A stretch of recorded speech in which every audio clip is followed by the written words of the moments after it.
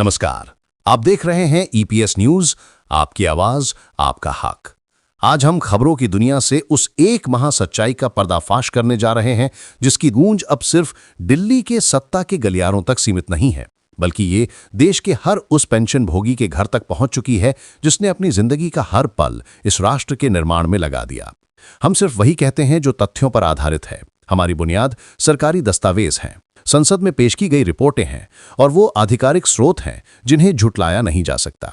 यहां कोई तोड़ मरोड़ नहीं, कोई भ्रम नहीं।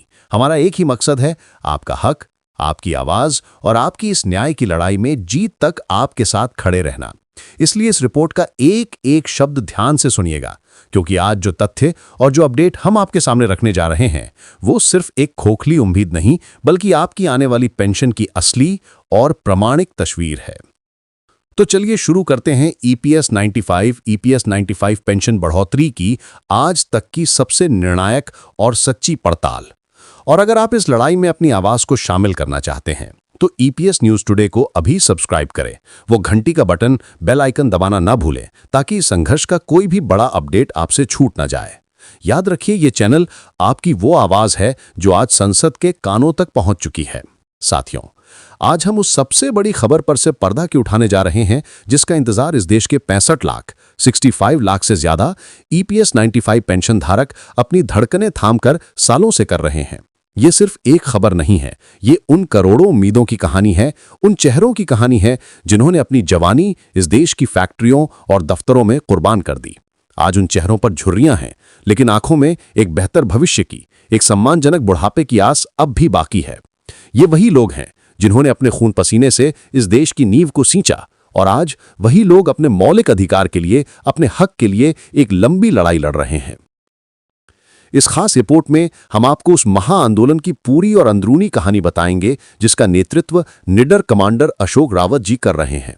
हम आपको दिखाएंगे कि कैसे ये संघर्ष जो कभी सड़कों पर शुरू हुआ था, आज संसद के गलियारों में गूंज रहा है और सरकार के लिए सबसे बड़ा सवाल बन चुका है। हम प्रधानमंत्री श्री नरेंद्र मोदी जी के उस बयान का भी सटीक विश्लेषण करेंगे जिसने एक तरफ तो पेंशन धारकों में नई ऊर्जा का संचार किया है, लेकिन साथ ही कई गंभीर सवाल भी खड़े कर दिए हैं। और सबसे अहम बात जिसका आप इंतजार कर रहे हैं, आपके बैंक खाते में वो 7,500 रुपीस की मासिक पेंशन, उस पर महंगाई भत्ता, डियरनेस अलाउंस और मुफ्त चिकित्सा सुविधा का सपना, वो अधिकार आखिर कब और कैसे सच होने वाला है। तो चलिए शुरू करते हैं उस एक सवाल से जो हर पेंशन भोगी की आत्मा को कचोट रहा है, हमारी पेंशन आखिर बढ़ेगी कब? दशकों से ईपीएस 95 के लाखों पेंशन भोगी मात्र 1000 की मामूली, हम कहेंगे कि अपमानजनक पेंशन पर जिंदगी गुजारने को मजबूर हैं। ये एक ऐसा क्रूर मजाक है जो उस देश में हो रहा है जहां आज की तारीख में एक दिन की न्यूनतम मजबूरी भी इससे कहीं ज्यादा है।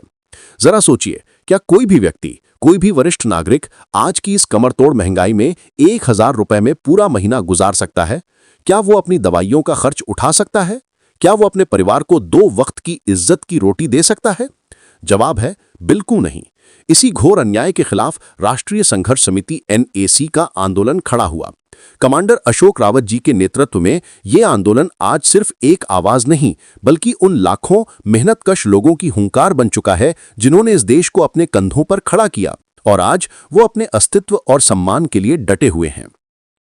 ये कोई आम विरोध नहीं है, ये एक सम्मानजनक जीवन जीने के अधिकार की मांग है।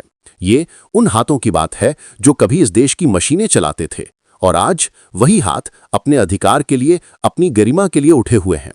उनकी मांगें बिल्कुल साफ और जायज हैं।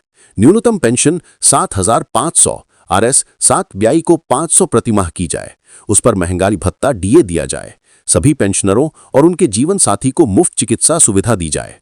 ये कोई दया या भीख नहीं है, ये उनका हक है, क्योंकि जिसने अपना पूरा जीवन इस देश की सेवा में समर्पित कर दिया, उसे यह अधिकार मिलना ही चाहिए कि वो अपने बुढ़ापे में भी सिल उठाकर जी सके। इस लंबे और अथक संघर्ष के बाद, अनगिनत धरनों और प्रदर्शनों के बाद, अब ये आवाज सरकार के बहरे कानों तक पहुंच चुकी है। इस लड़ाई में सबसे बड़ा और निर्णायक मोड़ तब आया जब ये मुद्दा सड़कों से उठकर देश की सबसे बड़ी पंचायत यानी भारत की संसद में गूंजा। देश के कई माननीय सांसदों ने अपनी पार्टी की सीमाओं से ऊपर उठकर इन बुजुर्ग पेंशन भोगियों की पीड़ा को समझा और सरकार से तीखे सवाल किए। उन्होंने पूछा, आखिर कब तक ये लोग 1,000 रुपए में जीने को मजबूर रहेंगे, कब तक उन्हें अपने हक के लिए सड़कों पर भटकना पड़ेगा। इन सवालों ने श्रम मंत्रालय लेबर मिनिस्ट्री को हरकत में आने पर मजबूर कर दिया। इसके बाद जो हुआ वो इस आंदोलन की पहली और सबसे बड़ी वैधानिक जीत थी। संसद की स्थायी समिति parliamentary standing committee on labour ने इस पूरे मामले का, इस पेंशन स्कीम की खामियों का गहराई से अध्ययन किया। समिति ने अपनी रिपोर्ट में जो लिखा वो ऐतिहासिक है। समिति ने अपनी रिपोर्ट में साफ साफ मोटे मोटे अक्षरों में लिखा कि EPS 95 के तहत दी जाने वाली 1,000 RS 1,000 की पेंशन अमानवीय, इनह्यूमन है। जी हां, ये शब्द हमारा नहीं, ये संसद की समिति का है। समिति ने कहा कि ये राशि आज के समय में किसी भी तरह से पर्याप्त नहीं है और इसे तुरंत बिना किसी देरी के बढ़ाया जाना चाहिए। समिति ने न्यूनतम पेंशन 3,000 RS 3,000 करने की ठोस सिफारिश की।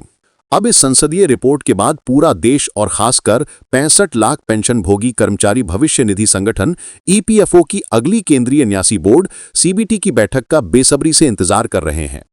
EPS न्यूज टुडे को अपने विश्वसनीय सूत्रों से जो जानकारी मिली है उसके मुताबिक इस आने वाली CBT बैठक में पेंशन बढ़ोतरी का ये प्रस्ताव ही प्रमुख एजेंडा में सबसे ऊपर शामिल है।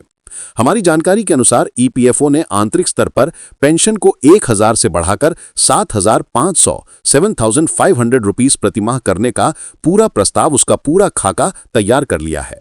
ये फाइल, ये आपके भविष्य का दस्तावेज अब वित्त मंत्रालय, फाइनेंस मिनिस्ट्री और सीधे प्रधानमंत्री कार्यालय PMO के पास पहुंच चुका है। यहां तक साथियों, सब कुछ उम्मीदों से भरा हुआ लगता है। ऐसा लगता है कि जीत बस कुछ ही कदम दूर है। लेकिन रुकिए, कहानी में अब आता है एक नया मोड़, एक ऐसा पेच जिसने इस लड़ाई को और भी ज्यादा जटिल और निर्णायक बना दिया है। प्रधानमंत्री श्री नरेंद्र मोदी जी ने हाल ही में एक सार्वजनिक मंच से बयान दिया। उन्होंने कहा कि सरकार पेंशन भोगियों की समस्याओं को लेकर, उनकी पीड़ा को लेकर अत्यंत संवेदनशील है और सरकार जल्द ही इस दिशा में कोई सकारात्मक कदम उठाने जा रही है। इस बयान ने जहां एक ओर उम्मीदें जगाई, वहीं दूसरी ओर सरकारी सूत्रों से जो खबरें छनकर बाहर आ रही हैं वे कुछ और ही इशारा कर रही हैं। EPS न्यूज टुडे को मिली एक्सक्लूसिव जानकारी के अनुसार सरकार के भीतर वित्त मंत्रालय के कुछ अधिकारी राजकोषीय घाटे, फिस्कल डेफिसिट और खजाने पर PD बनने वाले आर्थिक बोझ का हवाला दे रहे हैं।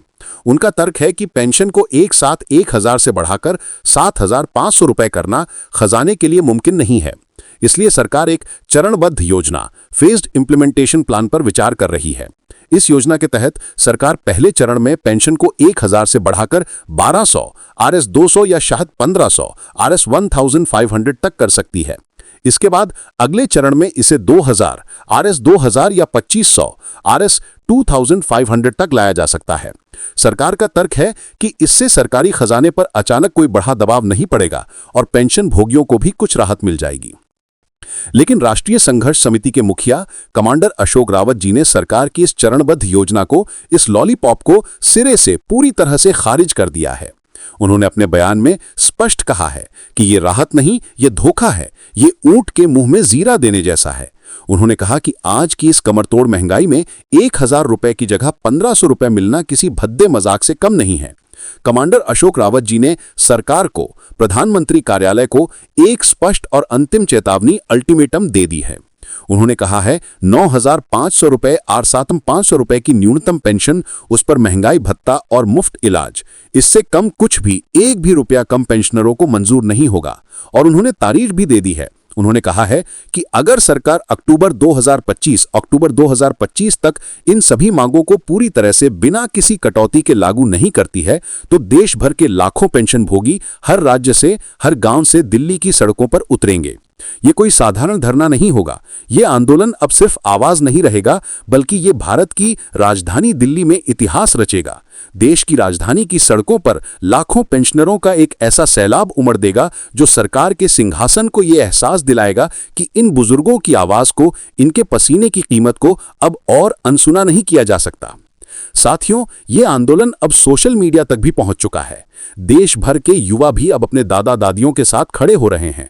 ट्विटर, फेसबुक और व्हाट्सएप पर लाखों लोग एक ही आवाज में कह रहे हैं, पेंशन बढ़ाओ। इसी बीच कुछ पेंशन भोगियों के खातों में थोड़ी बढ़ी हुई पेंशन, यानी कहीं 1,200, 200, कहीं 1,500 RS 500 आने की खबरें भी मिल रही हैं।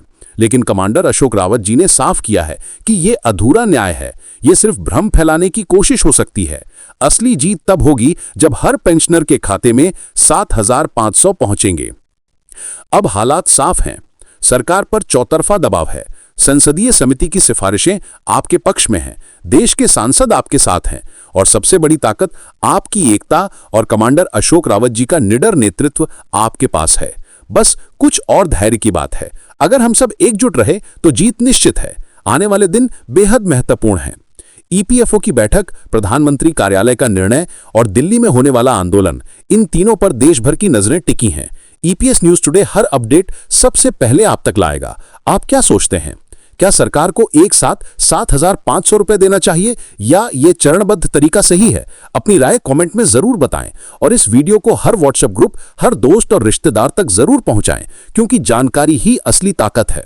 हम जल्द ही मिलेंगे अगली बड़ी अपडेट के साथ। तब तक एकजुट रहिए, जागरूक रहिए और अपने हक के लिए डटे रहिए। जय हिंद, जय पेंशनर्स।